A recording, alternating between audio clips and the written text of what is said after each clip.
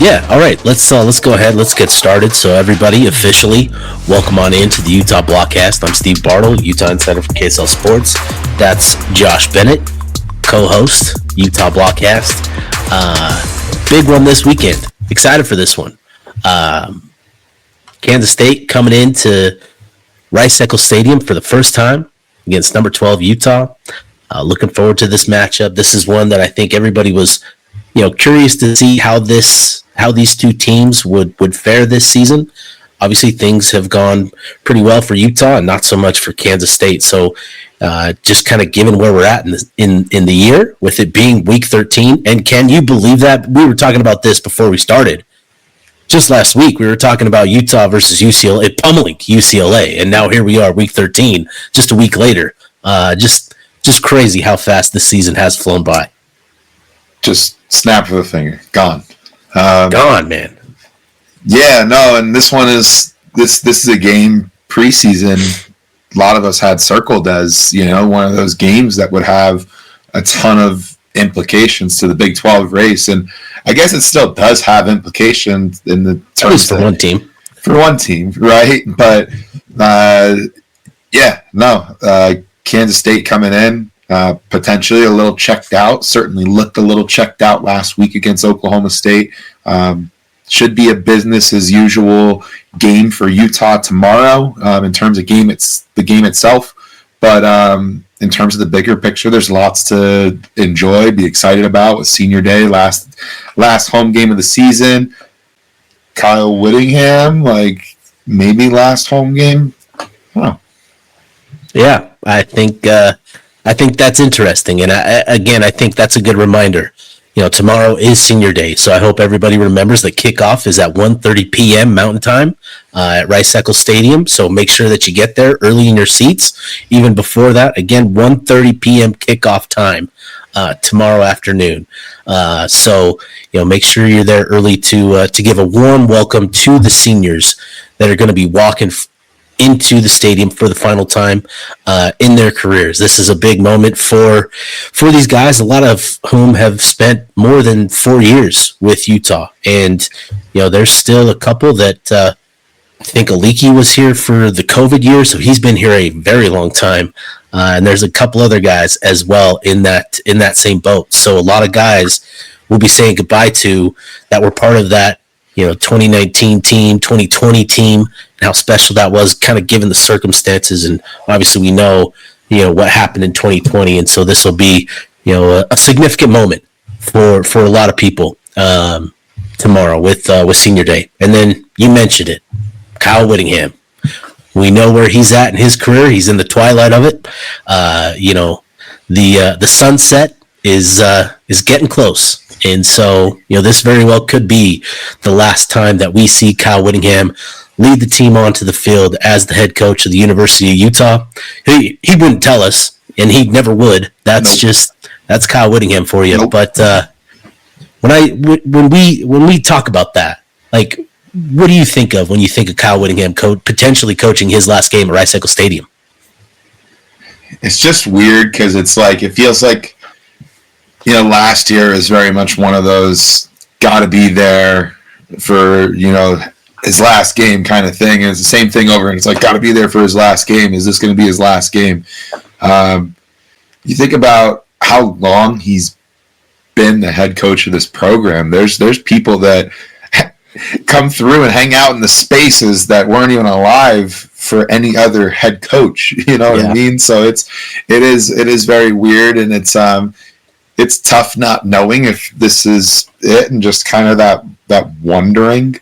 But he said earlier this week to you guys, I'll be in one day and out the next.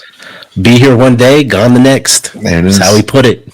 And then that video, that moment. So Josh Furlong, asked him, "Would you announce it? Would you, if this was your last game, would you announce it?" Kyle just, "Nope. I'm here one day, gone the next." And then it was kind of this awkward, he acknowledged what he just said, to himself, and then he looked at me, looked at Sammy, and it was just kind of a unique situation. But anyways, I think Kyle Kickstart My Heart very well could be the last time played, at Rice Eccles, as well as the pregame song. You saw that Utah football tweeted that out? Yeah. Yeah. It's his birthday. Happy birthday, Kyle Whittingham. And it's interesting when you talk about Kyle Whittingham because he's a coach that has done a lot more than just coach a really good football program and turn it into a pretty competitive contender at the power conference level, to take it from a group of 5 program and turn it into what it is today, where the expectations are competing for power conference championships. That says a lot, but his impact goes even further beyond that. He's completely redefined what the University of Utah is. It's going through a massive evolution right now, and a lot of that is due to what Kyle Whittingham and that football program has accomplished these last 20 years. So we don't know for sure if tomorrow is it, but I hope that people at least make it a point of emphasis to get there early and to show a great deal of appreciation for the head coach, just in case it is. So, all right. And if you've got comments to the chat, to the people tuning in, please feel free to share your thoughts on Kyle Whittingham. We'll make sure to highlight those throughout the show as well. So please share your thoughts on Kyle, share your thoughts on the seniors, share your thoughts on the game, and we'll make sure to highlight those throughout the show tonight. So, all right, dude. Where should we start? You want to start with the college football playoff picture and who we should root for? Do we want to dive into Utah's path to Arlington in the Big 12 title race? Let's start off with the Big 12 title race. That's the goal every year, is to win conference championships, to compete for conference championships. So let's start there. Yeah. So, pretty simple. Where we're at now with 2 weeks left to go, I think we have a pretty good idea of what needs to happen for Utah to, make the trip to Arlington to contend in the Big 12 title race. There are essentially 5 paths for Utah to get to the title game, all of which include winning out. So that is priority number 1, is you got to take care of your own business. You got to beat Kansas State tomorrow. You've got to beat Kansas next Friday. So that's priority number 1, is taking care of your own business. Regardless of the situation, regardless of the scenario or the path, you got to win. So that's priority number 1. That's a given. The first path, Cincinnati wins out. So that means they'll add wins over BYU and TCU. Utah wins out, obviously.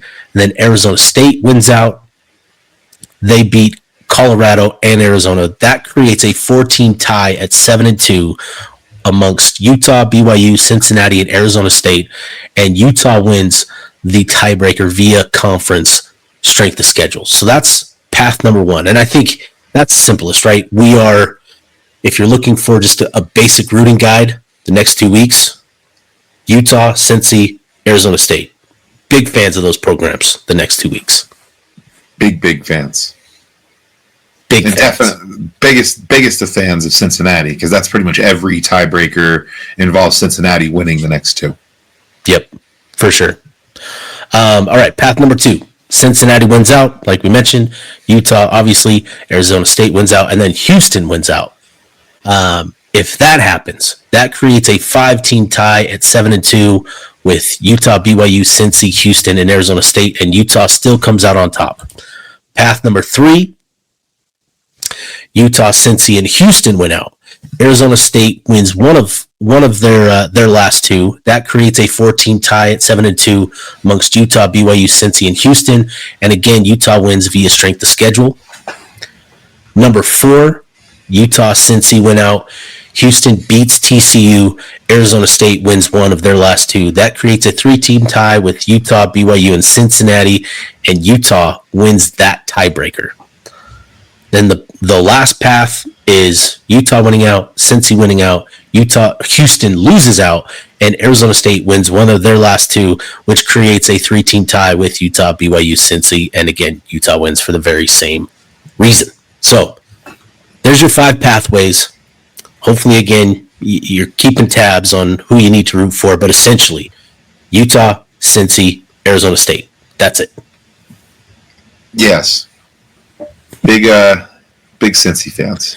And then you look at on the college football playoff side of things, if not talking about, seed in Arlington, but looking at an at-large bid, which is still absolutely on the table, it really all starts with a number 22 Mizzou over number 8 Oklahoma tomorrow.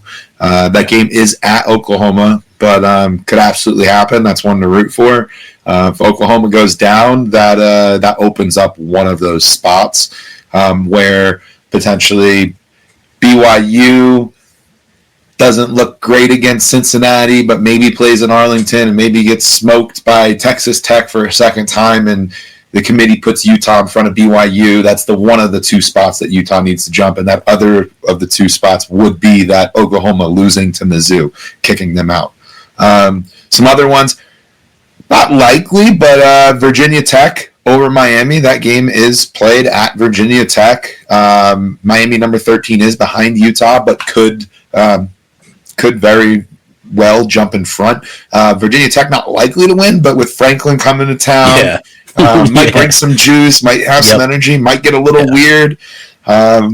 Don't count out that kind of atmosphere. And then Kentucky over Vanderbilt. It's in Nashville, but something that could happen. We're rooting for chaos, right? Kentucky beating Vanderbilt. Vanderbilt's number 14, gives more breathing space, weakens the SEC, all those good things. And then one that's tough that I've seen people talk about and go both ways on is the USC at Oregon game, number 15 USC, number 7 Oregon. I think where I land here is if Oregon wins, USC's out of it, totally out of it, don't have to worry about it.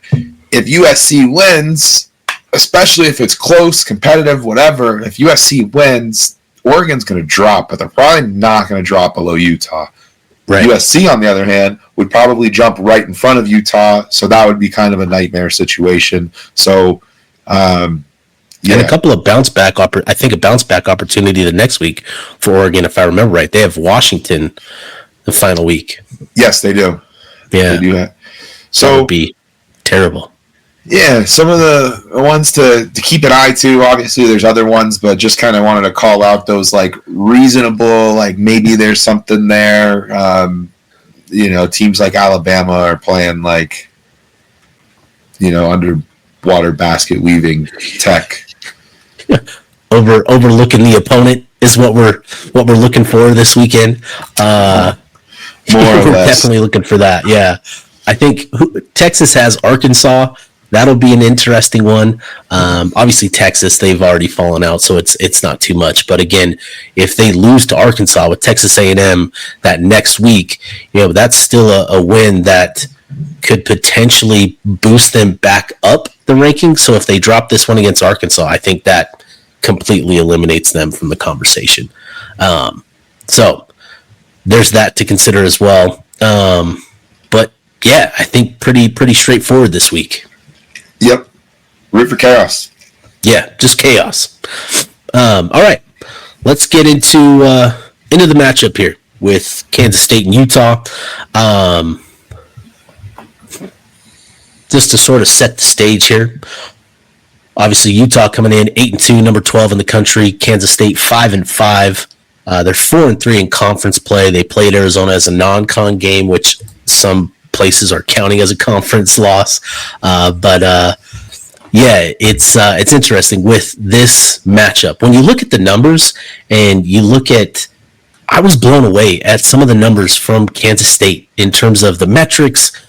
They are, it's easy to see where they're struggling, and it's on the offensive side of the ball. Just an inefficient offensive, output. They rely on a lot of big plays, just inefficient. The defense, though, is fairly tough, and I was surprised by that, given what we've seen from them. Some of the numbers on the ground and what they give up. I think they're bottom half in the Big 12 in rushing yards allowed per game at right about 147. But some of the numbers they're doing a good job limiting success rate, doing a good job of limiting drives and sustained drives, forcing 3 and outs and that sort of thing. This defense, we'll talk about it a little bit more. really good at generating takeaways as well. So an interesting matchup. This is one that I'm sort of, I know what happened last week against Oklahoma State, but I expect a much better outing from Kansas State this weekend. So couple interesting dynamics. So obviously Utah coming in, averaging over just about 280 yards on the ground. Like I said, Kansas State giving up about 150 on the ground as well. You like Utah's matchup there to have their way on the ground. And then the quarterback. What do you make of this quarterback matchup, Josh Bennett? Yeah, I mean, I think both quarterbacks kind of play a lot of the same game. They're both at times can be very run heavy, run first, and they're both able to create with their legs to absolutely punish defenses. With that being said, kind of surprising to look at Avery Johnson's numbers and see that he's at that almost 2,200 yards on the season. It certainly doesn't feel like he's that much of a threat with his arm, but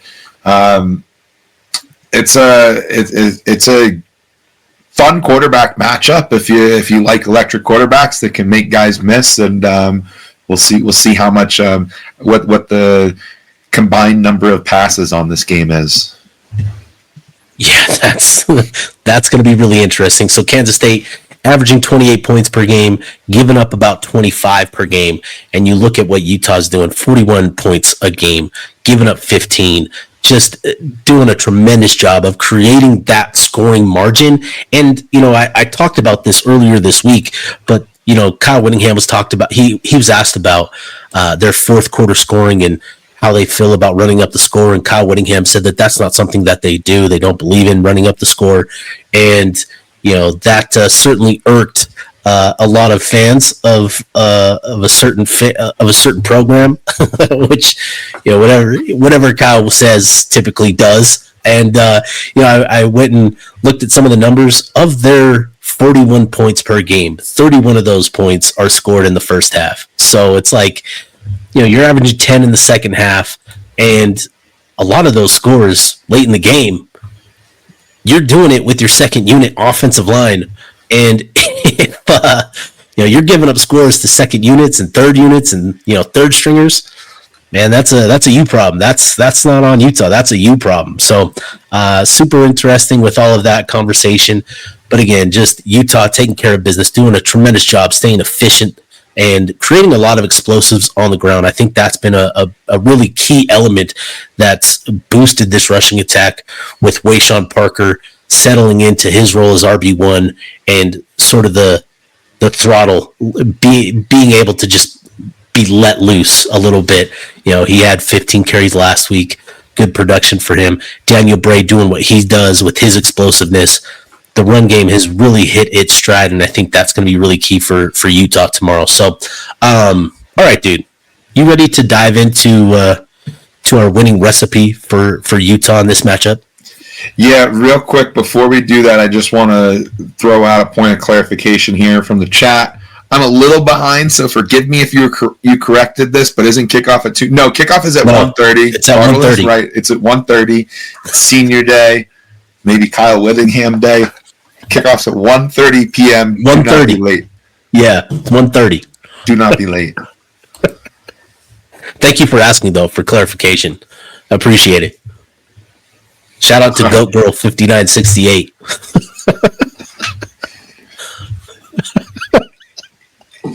The winning recipe. Yeah, winning recipe. Sorry. All right, I'll go first. Winning recipe. Where are we at? Protect the ball. Bullet point number 1, protect the ball. Kansas State, despite their record, they are plus 10 in the turnover margin. And I think we've all watched at least one Kansas State game this season. And, we've all watched Sunshine, throw an interception or two maybe in a game this season. He's only got 5 on the year, which is surprising because I feel like every time I watch him, he's thrown an interception. But, I think that says a lot of what this Kansas State defense is all about, and a really impressive accomplishment. 24 takeaways so far this season. That's a remarkable number. So 12 interceptions, 12 fumble recoveries. I think the guy that stands out to me when watching this defense is linebacker Desmond Purnell. He is just an agent of chaos for them. 2 forced fumbles, 2 interceptions, 4 PBUs, has a couple of sacks, a handful of tackles for loss. But beyond Purnell, this is a pretty balanced spread of who's generating these takeaways. It's a lot of interceptions by the secondary spread out, linebackers, forced fumbles and fumble recovery. So for Utah, they've done a much better job of protecting the ball over the last couple of games. This is going to be the toughest test, and Utah needs to do a tremendous job of protecting the ball. And as long as they do that, I think the only formula for Kansas State to hang around with Utah is by getting takeaways. So protect the ball, don't shoot yourself in the foot, and just take care of business. So that's bullet point number 1 for me, protect the ball. Yeah, I'll go with start fast, hold their head underwater, and pile it on. This is a team that's, like, again, last week, 13-7 against Oklahoma State. Not a great out, or 14-6, sorry. Not a great outing. Got outgained by Oklahoma State. Just team that's mostly checked out at this point, but can't give them any reason to stick around. You let them score first. You find a little bit of slow start offensively. You let them start thinking, start believing in something. Maybe they're playing for a bowl game, whatever. You let them find that motivation, a little smack talk, something just all of a sudden allows them to hang around. So just start fast. You get out to that 7-0 start, 10-0 start, 14-0 start, and then all of a sudden you just start to play your game of defense, run the ball, control the game offensively, and just start to pile it on as Utah has for the last 3 weeks. So last 3 games, I should say. So I think starting fast, that's going to be one of those things that's just going to make it be truly business as usual for Utah. Yeah, I agree. Next bullet point for me in my winning recipe is controlled chaos. Against a dual threat QB, Utah typically likes to do their little cage rush to keep the quarterback contained to the pocket and collapsing and breaking through the pocket. That's going to be interesting, and I think that'll be an element we see tomorrow.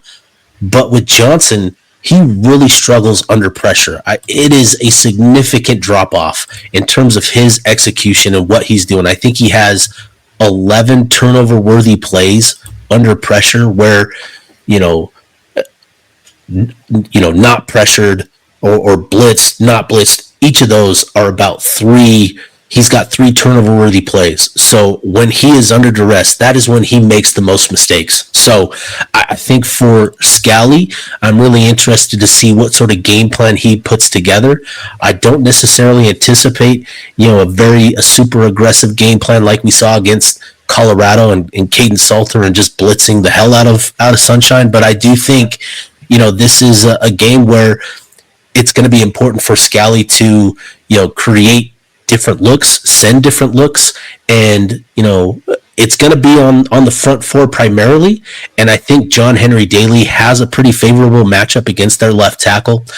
He's given up 15 pressures, 6 of which alone came against Texas Tech and that defensive front. And we know that John Henry Daly has been neck and neck with those 2 defensive ends at Tech as well. So I think I'm looking at JHD to have a pretty productive day tomorrow, and he's going to be pretty important. And then I'm looking for the secondary to have a bounce back performance. That's going to be key. And I think for Scally, again, looking for controlled chaos where you're trying to keep him contained to the pocket. You're sending minimal blitzers. You're keeping an eye on him because you don't want to let him loose and allow him to scramble for big gains. That's hurt Utah in previous matchups. They've done a much better job of containing the QB scramble, but that's going to be key number 2 for me is controlled chaos. Yeah, and I think that plays like hand in hand into my second ingredient, which is to take Avery Johnson from one-dimensional to no-dimensional. So for the most part, he does feel like a one-dimensional running quarterback. running back. Yeah. Anyway, go with it. No, he looks to run it. That's what he leans on is his ability to create with his legs. In spots, he's able to throw it with Jace Brown, wide receiver 1, being out. That's a huge miss in the action that I have seen from Kansas State this season. When you're watching, extended highlights, condensed versions of games, Jace Brown is somebody that shows up over and over again. Yeah. He's been a playmaker for them. He's been good. One of the bright spots of their otherwise bad season, but he's not there tomorrow. So it's gonna be tough for Avery in the throw game. He doesn't really have much outside of Jace Brown, but you want to take it to where his legs don't become something that can become a problem that can burn you over and over again. Utah has had moments where teams have been able to find some success running the football, especially some of those quarterbacks that can move around a little bit. So we'll see, but Utah plays a disciplined game of football and cages the quarterback as you've that controlled chaos as you've been you just teed it up. I think you're able to take Avery Johnson from one-dimensional to no-dimensional. I think that's going to be big, and so for me, my last little point here is be prepared for surprises. We talked about it earlier in the show, but like Kansas State didn't look great against Oklahoma State, but we've all been watching college football to know that it's very easy for programs to look really crappy one week and bounce back, with a much better effort and showing the very next week. And I think, there is a very real chance that maybe Kansas State has mailed it in, given the season and where they're at. But I think there's also a decent chance that this is still a competitive group. It's a group that has pride and wants to finish and potentially play spoiler here this weekend. So I think it's going to be important for Utah not to take it for granted what they saw last week, to expect Kansas State's best shot.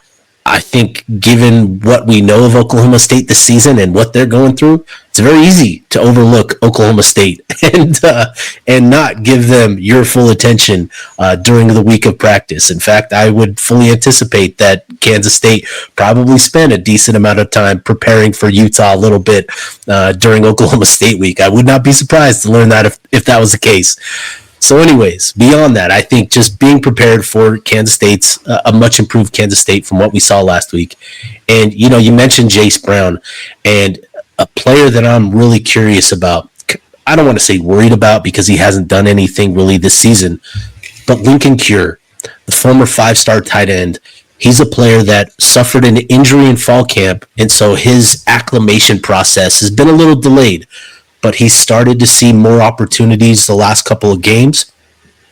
And given the fact that, they've now lost their most explosive weapon in the passing game, Lincoln Cure, I was talking with Mitch Fortner of Power Cat pregame, out there in Kansas State, and he talked about how good of an athlete Lincoln Cure is. And I think that can be potentially something that, Kansas State looks to utilize to find a spark, right? We always hear Kyle Whittingham just talk about that, looking for a spark. And I think Lincoln Cure, just kind of given his talent and ability and potential, I think he could be somebody that, Kansas State looks to utilize quite a bit. So just to kind of catch Utah off guard, somebody that they're not fully prepared for, that's sort of the thing that I'm talking about. Be prepared for surprises. Be prepared for a much better Kansas State performance, and that is my final ingredient to my winning recipe.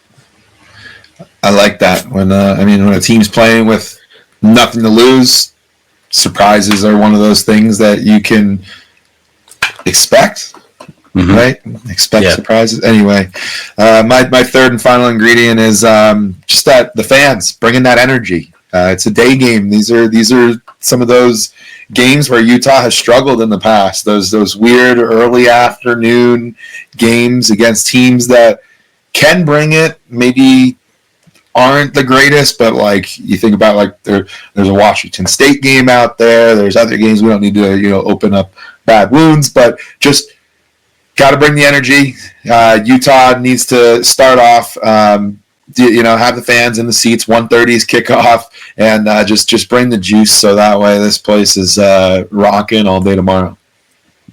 Love it. Love it. I think that is going to be important. I think, a good crowd, a good showing from the crowd is going to be important. Having that energy ready to go, from kick just to sort of set the tone. I think that'll be a big thing for Utah tomorrow as well. So I'm glad that you mentioned that. All right, dude, let's get to our over-unders, and then we'll get to some of these questions that have popped up in the chat. And again, if you've got questions, you've got comments, please use the chat feature. We'll make sure to run through some of these questions once we're done with these over-unders. So appreciate everybody that's tuned in, that's chimed in as well, but let's get to some of these. Let's get to these over unders here. So I'll go ahead, rapid fire here. Over under Utah rushing yards 255. It's just over every week until it isn't, right, Bartle? Yeah. I try to put respect on opposing defenses, and yeah, it's just over. Yeah, it's over. All right, Utah passing yards over under 225. I'm gonna go slightly over. Ooh.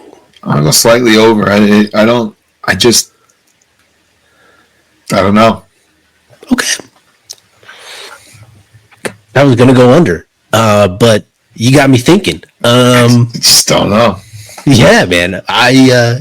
Maybe sending Ryan Davis, Dallin Bentley off with a bang. That makes plenty of sense to me. Shoot, I'll go over as well. Over 225. I think it's going to be a pretty fun day tomorrow. All right, next one. K-State rushing yards, over under 135. I'll go over. I'll go over as well. Yeah, I'll go over as well. Next one. Utah sacks, over under 2.5. I'm going to go over here.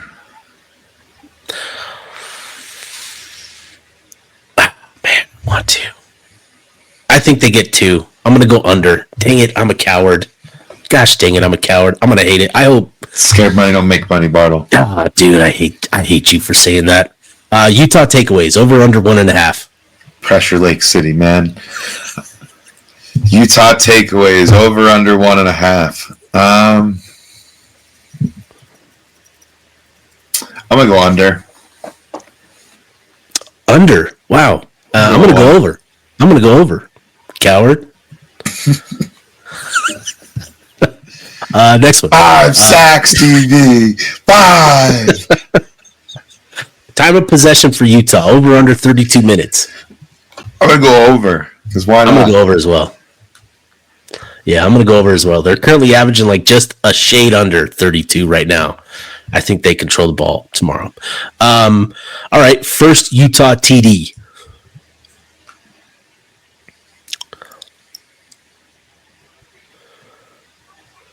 I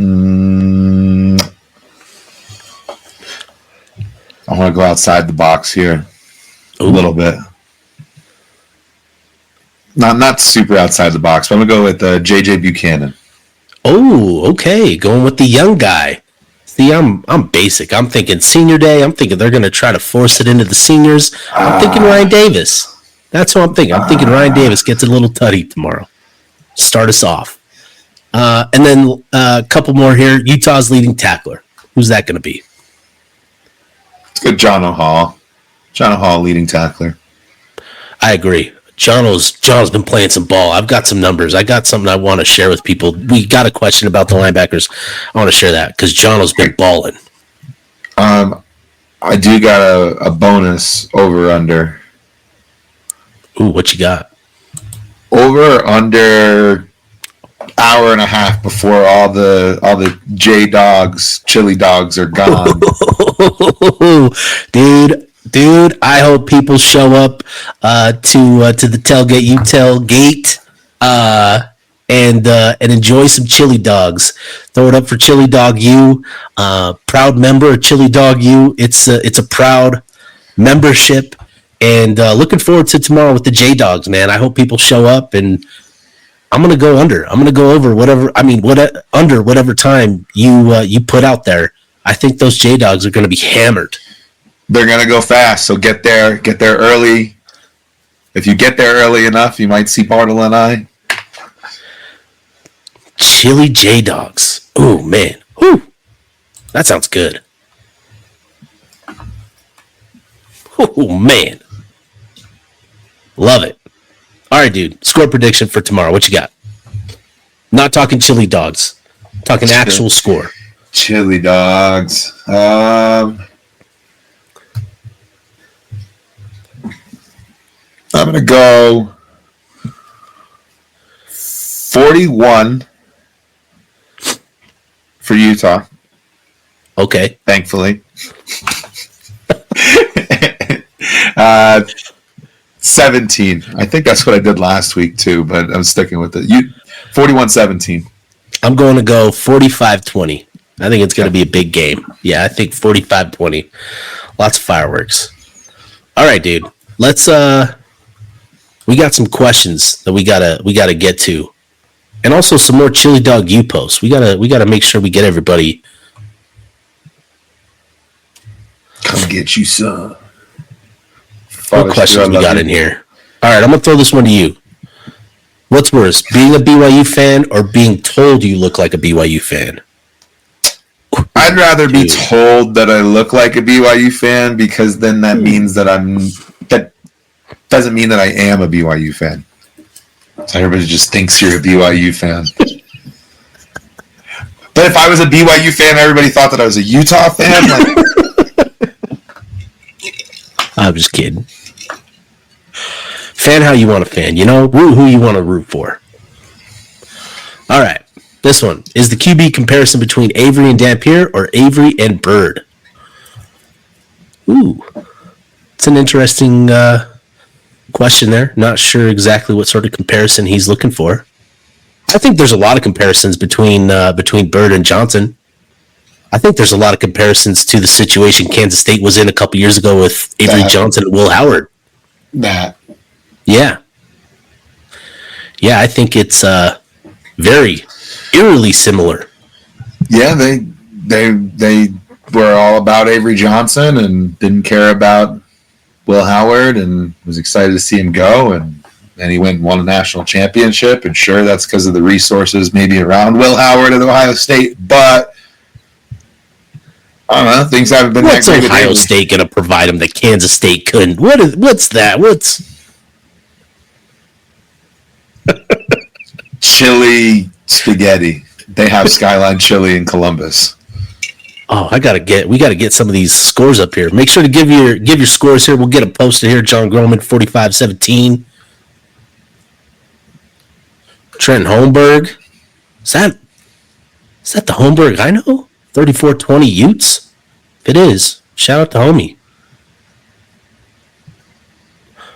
Ivan popping up in here? What up, Ivan? 45-17. Look at the big man. Big man Ivan. All right, dude. Crane, yeah, we put you on, dude. Enough of that, okay? Enough. Yeah, Crane. Ooh, Father Stu, are we expecting Spida or can we expect Free Bird?